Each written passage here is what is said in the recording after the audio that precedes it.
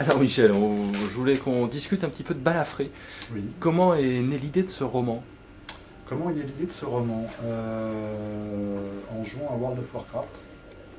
Alors je tiens tout de suite à préciser, c'est pas une copie de World of Warcraft, c'est pas un pastiche, c'est juste en jouant, parce que je suis un bon joueur, j'ai eu une idée de personnage et après j'en ai fait, ça a maturé un petit peu et puis j'en ai fait un roman. D'accord. Et comment est l'idée de ce personnage un petit peu particulier? Alors l'idée de ce personnage, à la base je voulais, puisque j'écris le cycle de l'Ange du Chaos, où le personnage principal est un homme, je voulais créer un personnage féminin. Je voulais créer un personnage féminin confronté aux hommes dans un monde assez violent, un monde d'hommes, et donc par rapport à l'armée. Et donc voilà, c'est né comme ça. Quand j'écris un roman, je pars toujours d'un personnage principal. Je pars pas, je pars pas d'un univers. Je suis parti de ce personnage-là.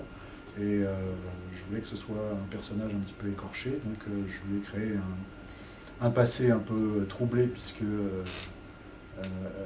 Balafré, en fait, on lui a volé sa jeunesse, elle a été élevée dans un camp de concentration. Elle ne connaît pas son père, elle ne se souvient même pas du nom de sa mère, et voilà. Donc voilà ce background. Et donc ce qui la motive principalement, parce que c'est une jeune femme qui a beaucoup de caractère, c'est de se venger.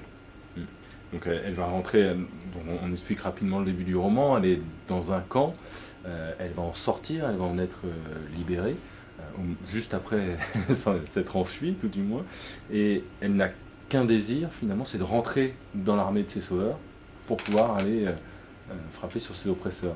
Voilà, c'est-à-dire que, comme je l'ai dit, c'est quelqu'un qui a du caractère, donc les gens qui ont du caractère, je crois que ce sont des gens qui veulent agir. Donc elle aurait pu se contenter d'acquérir le statut de réfugié et de se laisser porter par la vie. Elle, c'est pas son tempérament. Donc dans un monde en guerre, la solution la plus facile pour évoluer, c'est d'entrer dans l'armée. Donc c'est ce que fait Malken. Elle décide d'entrer dans l'armée avec le but un peu flou de retrouver celui qui a tué sa mère et de se venger de lui. C'est un peu un chien fou au début. Tout à fait, tout à fait. C'est quelqu'un qui est très rebelle. C'est quelqu'un qui, donc comme elle a été élevée dans un camp de concentration, il lui manque plein de choses. Il lui manque l'amour, il lui manque la compréhension, il lui manque la notion de tolérance. Donc c'est vraiment, elle est un petit peu sauvage. Et c'est vrai qu'elle a beaucoup de mal à s'insérer dans le cadre assez rigoureux de l'armée.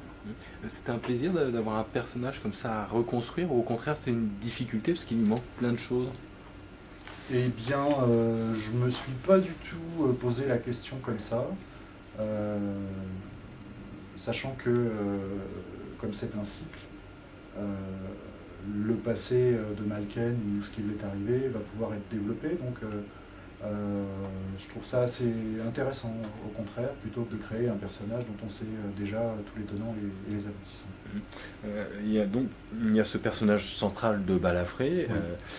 mais autour, il y a différents peuples, différents... Tout à fait. En fait, c'est un monde en guerre, et donc il y a deux camps opposés qui s'affrontent, et au sein de chaque camp, tu as différentes races qui sont alliées et qui combattent avec plus ou moins de coopération, qui s'entendent plus ou moins bien. Alors quand on fait de la fantasy, et justement qu'on met en scène différentes races comme ça, est-ce que c'est plutôt un atout? Est-ce que c'est compliqué parce qu'il faut que chaque race ait un peu ses caractéristiques ou ses types? Je pense que c'est beaucoup plus riche, parce que justement c'est intéressant de pouvoir créer des races différentes avec des personnages très typés les uns par rapport aux autres. Non, je pense que c'est une bonne chose. Par exemple, dans Le Seigneur des Anneaux, il y a deux personnages qui sont très intéressants, c'est le personnage du nain et le personnage de l'elfe, qui se chamaillent pendant tout le roman et qui finissent par être amis. C'est un peu ça que j'avais envie de retrouver. Oui, toutes ces différences. Quand on va un petit peu plus loin dans le roman, alors déjà il y a une super scène de baston avec une serpillière. Oui. Tu peux nous la raconter un petit peu? Bah, c'est difficile de raconter. Enfin, bon, moi, c'est vrai les scènes de combat, chez moi, c'est un peu ma marque de fabrique. C'est quelque chose qui me soucie particulièrement. J'y prends un soin particulier et c'est vrai que c'est des combats qui sont vraiment décomposés, décryptés, qu'est-ce qui m'a fasciné par rapport à ça, c'est les films de Bruce Lee, les films de Jackie Chan, où justement tu avais une façon, par rapport aux arts martiaux, parce que j'adore les arts martiaux, et donc tout est décomposé, il n'y a rien de gratuit, c'est vraiment super bien huilé, et moi j'ai toujours essayé de faire ça à travers l'écriture. Et donc, cette serpillière, c'est simple, c'est à peu près au début du roman. Malken se retrouve affectée à une nouvelle corvée parce que, comme ça se passe pas bien avec son supérieur, elle passe son temps à se faire punir. Et donc, elle a un seau et une serpillière parce qu'elle est obligée de nettoyer l'infirmerie. Et à ce moment-là, il y a un commando ennemi qui fait irruption dans le camp où elle est et qui attaque un personnage éminent donc de l'armée de Malken. Malken, elle est sur place, et elle a son seau et elle a sa serpillière, c'est Malken, elle y va. Et elle se bat avec un seau et une serpillière. Comment ce qui est intéressant dans le roman, c'est aussi la vision des autres vis-à-vis de Malken. Oui. Comment est-ce qu'il la voit, justement? Parce que je sais que tu as travaillé notamment sur ses supérieurs. Il la voit, comme tu l'as dit, un peu comme un chien fou, c'est-à-dire que c'est une jeune femme qui est difficile à manier, qui ne comprenne pas forcément, qui a donc beaucoup de caractère, mais je crois que tout le monde voit en elle un potentiel tout à fait intéressant. Et donc ils essayent, elle est confrontée à différents personnages, elle est confrontée, parce qu'elle intègre une section de commando à qui on réserve toutes les salles missions. Un peu, là, je me suis un peu inspiré des 12 salopards. J'aime beaucoup ce film. Sauf que moi, je voulais le faire avec une femme. Et donc, forcément, ses camarades, qui sont tous des hommes, la considèrent d'un œil un peu méprisant.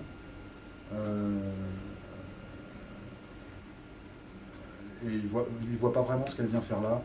C'est une femme, elle est quand même pas très grande, même si elle sait se battre, mais ils ne comprennent pas ce qu'elle fait là et ils ne l'accueillent pas très gentiment. Commencer un nouveau cycle, commencer une nouvelle aventure, Oui. C'est quoi? C'est une libération de l'ancien? C'est un nouveau souffle?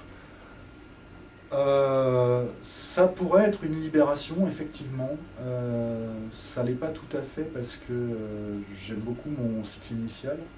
Mais c'est vrai que je crois que quand on est tout le temps sur le même... parce que mon cycle initial, il comprenait 5 tomes, donc je les ai écrits à la suite. Et oui, je pense que j'avais besoin de m'aérer un peu la tête en faisant autre chose. Et donc ça a été l'occasion de le faire. Et c'est vrai que du coup, ce nouveau projet, je l'ai entamé avec beaucoup d'enthousiasme. Ça a été assez vite. J'ai pas eu vraiment de gros soucis d'écriture. Et ça a filé. J'avais plein d'énergie à lui donner. Et donc voilà. Là, actuellement, justement, je suis revenu sur le tome 6 de L'Ange du Chaos, donc mon cycle initial. Et le fait de m'être aéré l'esprit, m'a beaucoup servi parce que justement, j'ai repris l'écriture de ce cycle-là avec un esprit plus neuf et de nouvelles forces. C'est justement d'empiéter sur ma dernière question, qui est toujours la question des projets. Oui. Sur quoi est-ce que tu travailles actuellement? À l'heure actuelle, je travaille sur le tome 6 du cycle de l'Agent des Ombres, donc avec le personnage de Célédis de Cortava. J'ai écrit la moitié. Je dois rendre mon texte à Bénédicte Lombardo au Fleuve Noir début 2011. Ça avance bien, je suis content de ce que je fais. Il y a beaucoup de gens qui attendent la suite de ce cycle. Mais ça va, j'ai pas trop l'impression. Et juste après, je vais développer un projet de BD avec Julien Delval qui fait les couches de tous mes romans et qui est un mec à la fois talentueux et super sympa. Enfin, vraiment, c'est quelqu'un de bien. Donc je suis très enthousiaste aussi. Et donc on va adapter une nouvelle que j'ai écrite avec un nouveau personnage principal qui, lui, vraiment est une franche pourriture. D'accord. Voilà. Eh bien, très bien. Parfait. Merci beaucoup. Ouais.